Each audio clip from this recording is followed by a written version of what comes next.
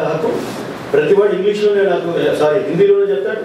ఆ ఆఫీసర్ కూడా ఆయనకి హిందీ వస్తుంది, ఇంగ్లీష్ రాదు ఆఫీసర్కి, ఆయన హిందీలోనే చెప్తాడు. నాకు హిందీ రాదని కుదరదు. మనకు హైదరాబాద్లో ఉండడం వల్ల నాకు కొంత ఉర్దూ కొంత హిందీ కూడా తెలిసి ఉండడం వల్ల నేను ఆయన position to tackle the situation. నేను హిందీలో చెప్పగలను, హిందీలో తీర్పులు ఇవ్వలేకపోతున్నాను, బట్ హిందీలో అర్థం చేసుకోగలుగుతున్నాను, ఇంగ్లీష్లో తీర్పు ఇవ్వగలుగుతున్నాను. నేను ఇంగ్లీష్లో తీర్పు ఇవ్వడం కూడా న్యాయమే, बट हिंदी आप क्यों आप हिंदी अधिकार भाषा है, हिंदी में क्यों आप आपकी फैसला नहीं सुनाते हैं అడుగుతున్నాడు. ఏం చెప్పాలి నాకు రాదని. అచ్చా నేను నిజంగా హిందీలో తీర్పు ఇవ్వడానికి నేను ప్రయత్నం చేశాను. హిందీ స్టెనోగ్రాఫర్ లేడు, హిందీ టైపిస్ట్ లేడు, ఏం చేయాలి అంటే ప్రజలకు హిందీ మాత్రమే వచ్చు, హిందీలో అడగడం వచ్చు, హిందీలో న్యాయం కోరడం వచ్చు, కానీ మనకి చదువుకున్న వాళ్ళకి మనకి హిందీలో న్యాయం చెప్పడం రాదు. తప్పు మనదా వాళ్ళదా? తప్పు మనది, డైరెక్ట్ చెప్పారు, కరెక్ట్. సో ఈ తప్పు మనం ఇప్పటికైనా మనం మానేయాలి. అంటే స్వరాష్ట్రం, స్వభాష, స్వరాజ్యం, స్వన్యాయ వ్యవస్థ ఉండాలి. ఇది రాజ్యాంగ అవసరం, ప్రజాస్వామిక అవసరం, ప్రపంచ ప్రజాస్వామిక అవసరం, ప్రపంచ ప్రజల అవసరం, నా ఒక్కడే అవసరం కాదు. సో మనం దీనికి ఒక పొలిటికల్ బిల్ ఉండాలి. డబ్బు కావాలా నీకు? ఎందుకు డబ్బు లేదా?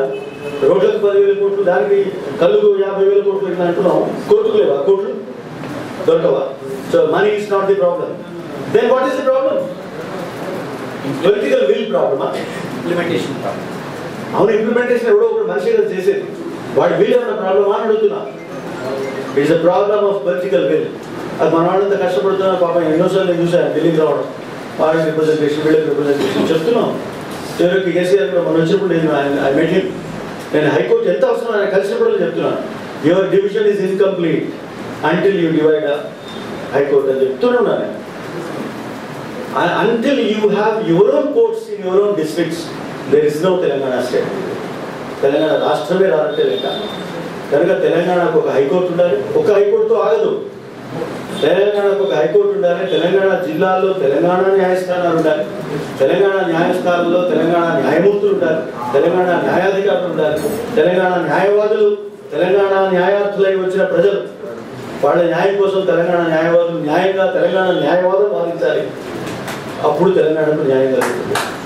అందుదాకా ఈ తెలంగాణకి న్యాయం జరిగే అవకాశం లేదు. ఈ న్యాయం సాధించడానికి ఇప్పటి నుంచి ఎన్ని సంవత్సరాలు మీరు ప్రణాళిక వేస్తారో చెప్పండి. మళ్ళీ ఈ చర్చా వేదిక మీద దాని గురించి మనం చర్చించుకున్నాం.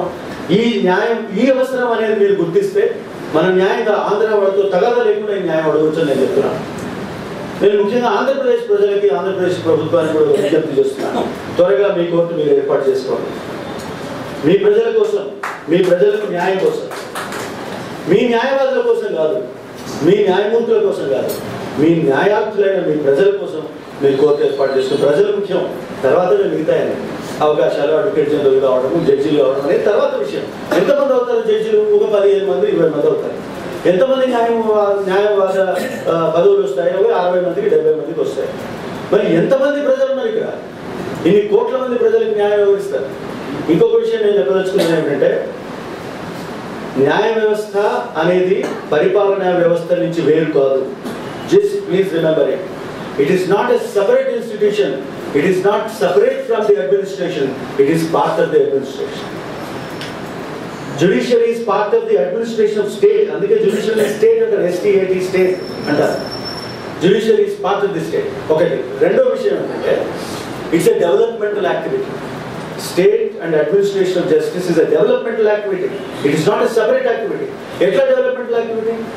రెండు కంపెనీల మధ్య తగాదా వస్తే ఆ తగాదా నేను ఒక ఏడాదిలోనో 2 ఏళ్లలోనో కరాఖండిగా రూల్ ఆఫ్ లా ప్రకారం డ్యూ ప్రాసెస్తో నేను తీర్పు చెప్తాను అనే ఒక గ్యారంటీ వ్యవస్థ ఉంటేనే డెవలప్మెంట్ జరుగుతుంది, లేకపోతే డెవలప్మెంట్ జరగదు. Judiciary is an organ of development. ఇది మనం ఈ కాన్సెప్చువల్ అండర్స్టాండింగ్ మనకు రావాలి. ఈ వ్యవస్థ ఎందుకు? కోర్టులు అనేవి న్యాయవాదులు వాదుల కోసం కాదు, వాళ్ళు మన కోసం పనిచేస్తున్నారు. న్యాయవాదులంతా మన క్లయింట్ల కోసం పనిచేస్తున్నారు. తర్వాత ఇంకొక మాట చెప్పారు రంగారావు గారు, చాలా కరెక్ట్గా చెప్పారు. ఏమిటంటే, we have already divided. Divided అంటే సరిహద్దులు ప్రభుత్వాల డివిజన్ కాదు, మానసికంగా డివైడ్ అయిపోయారు. ఎక్కడ డివైడ్ అయిపోయాం? సెక్రటేరియట్ టీఎన్జిఓలు ఏర్పడిన రోజే డివైడ్ అయినట్టు. కోర్టులలో తెలంగాణ న్యాయవాద సంఘాలు ఏర్పాటు చేయాల్సి వచ్చినాయి. తెలంగాణ న్యాయవాదులకి ఆంధ్ర న్యాయవాదులకు మధ్య తగాదాలు జరిగినాయి. కోర్టుల్లో అవాంఛనీయమైన సంఘటనలు జరిగాయి. ఒక న్యాయమూర్తుల్లో న్యాయాధికారులు కూడా ఒక రకమైన భావం ఏర్పాటైపోయింది. రెండు వర్గాల మధ్య ఒకరికి వ్యతిరేకంగా మరొకరికి ఏర్పడింది. ఇది కూడా ఆరోగ్యకరమైన పరిస్థితి కాదు న్యాయానికి సంబంధించినంత వరకు. సో ఇన్ని రకాల కారణాలు ఉండడం వల్ల ఆంధ్రప్రదేశ్కి తెలంగాణకి వారి సొంత న్యాయస్థానాలు ఉండడం అనేది అవసరం. తర్వాత నాకు ఈ కామన్ హైకోర్ట్స్ మీద కూడా నాకు ఒక జనరల్ ఇన్ ప్రిన్సిపల్ నాకు ఒక వ్యతిరేకత ఉంటుంది. మొత్తం 7 ఈశాన్య రాష్ట్రాలకు సంబంధించి ఒకే హైకోర్టు అక్కడ ఉండడం, పంజాబ్ హర్యానాకు సంబంధించి ఒకే హైకోర్టు చండీగఢ్లో ఉండడం, ఇది న్యాయం కాదు. ఇంత పెద్ద రాష్ట్రాలకు ఏ చిన్న రాష్ట్రమైనా సరే పెద్ద రాష్ట్రమైనా సరే ఆ రాష్ట్రానికి సొంత హైకోర్టు ఒకటి ఉండాలనేది నేను మీరు ఆ విధంగా ఒక భారతదేశం మొత్తానికి అవసరమైన న్యాయ డిమాండ్ ఈ సభ చేయాలని నేను కోరుకుంటున్నాను. ఈ సభ పక్షాన ప్రతి రాష్ట్రానికి ఒక న్యాయ హైకోర్టు ఉండాలి. ప్రతి రాష్ట్రానికి 7 రాష్ట్రాలు ఈశాన్య రాష్ట్రాల్లో ఉండాలి. పంజాబ్కు వేరే హైకోర్టు ఉండాలి, హర్యానాకు వేరే హైకోర్టు ఉండాలని నేను కోరుకుంటున్నాను. అట్లాగే సుప్రీంకోర్టు కూడా ఇప్పుడు మనకు ఆర్టికల్ 32 చాలా గొప్ప ఆర్టికల్ అని చెప్తారు. ప్రపంచ రాజ్యాంగాలకి భారత రాజ్యాంగానికి ఉన్న తేడా ఏంటంటే you have several fundamental rights but we have right to remedy. Right to remedy ఇంకెక్కడా లేదు, మన దగ్గరే ఉంది. అద్భుతమైన రెమెడీ. మిగతా అన్ని న్యాయ వ్యవస్థ పనితీరులో వచ్చి చేరిన హక్కులే కానీ రాజ్యాంగ పరంగా ఇచ్చిన హక్కు కాదు.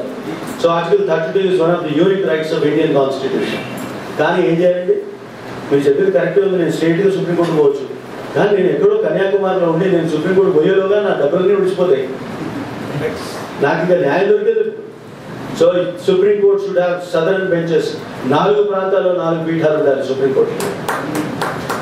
హైకోర్టు కూడా ఒకవేళ హైదరాబాద్లో ఉన్న హైకోర్టు ఆదిలాబాద్కు దూరం అయితే ఆదిలాబాద్ దగ్గరలో ఇంకో బెంచ్ కూడా ఉండాలి తెలంగాణ హైకోర్టుకి.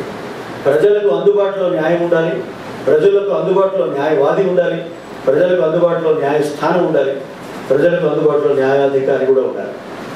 ప్రజలకు దగ్గరలో లేని న్యాయం ప్రజలకు లేనట్టే. If access is denied, justice is denied. So give access to justice to everybody and provide a court near by. మనకు ఇంటికి దగ్గరలో స్కూల్ ఉండడం ఎంత అవసరమో మనకు దగ్గరలో కోర్టు ఉండడం కూడా అంతే అవసరం అని చెప్తూ ఈ అవకాశం ఇచ్చినందుకు